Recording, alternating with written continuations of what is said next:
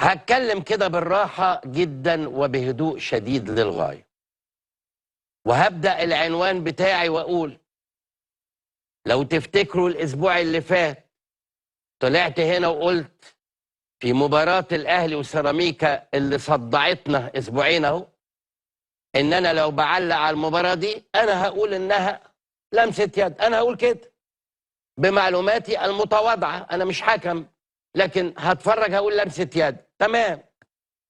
وكنت أعلم قبل ما أطلع الهوا كان ضيوفي 3 زملكاوية كبار أتذكرهم.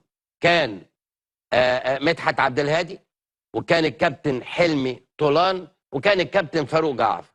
وقبل ما نطلع هوا من خلال أصدقائي في الإعداد دردشوا معاهم: كابتن هيسألكوا كرة ضربة جزاء ولا مش ضربة جزاء؟ فهم قالوا له إن هي ضربة جزاء، فهو قال لي إن الكباتن هيطلعوا. قلت لهم يقولوا يعني كنت أعلم إن هم هيقولوا إنها ضربة جزاء. بمعنى آخر إن أنا لا مع ولا ضد، وإلا كنت حجبت هذا السؤال عن الضيوف يعني. طيب نخش في الموضوع. اللي حصل الحقيقة طوال هذه الفترة ما أقدرش أسميه إلا إن هو عبث بكرة القدم المصرية. عبث بكرة القدم المصرية بكل ما تحمل هذه الكلمة من معاني. من غير المقبول ولا المعقول إن ضربة الجزاء حتى لو كانت في مباراة مهمة، وشفنا قبل كده مباريات كثيرة جدا مهمة سواء محليا أو عالميا، وهناك أخطاء تحكيمية إذا اعتبرنا إن اللعبة خطأ، إذا اعتبرناها كذلك أنا همشي مع اللي قالوا إنه هي ضربة جزاء، همشي معاك. تمام.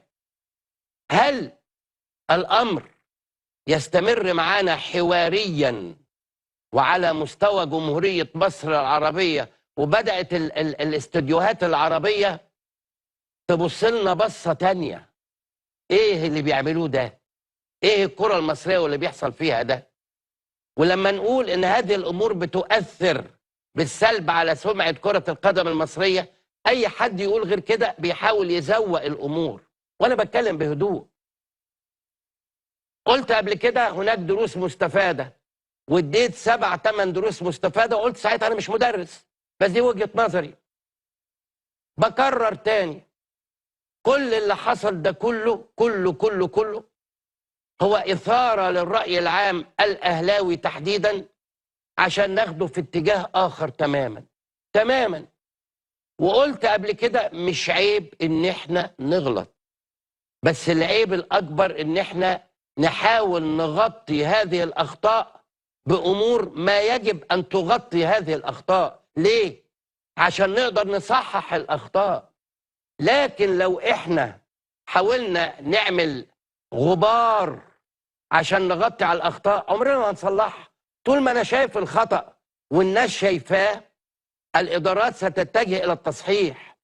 لكن عشان ناخد الناس في سكة تانية خالص ملهاش أي معنى عشان إن إحنا نخليهم ينسوا، يا سيدي أنا ما قلتلكش ما ننسوش، بس أنت عالج أخطائك. لما قلنا إن النادي الأهلي عمل عقود غير متوازية مع اللاعبين، خلق مشكلة كبيرة في أوضة اللبس، كانت نتيجتها إن اللعيبة اللي مش مستحملة إن زميلها ياخد قد كده وياخد قد كده انتهى مستواها. هل ده إمام عاشور؟ هل ده إمام عاشور؟ إمام عاشور من جواه عمال يفكر في الملايين اللي المفروض كان ياخدها. قلنا ما يجب أن يكون هذه العقود بهذا التفاوت.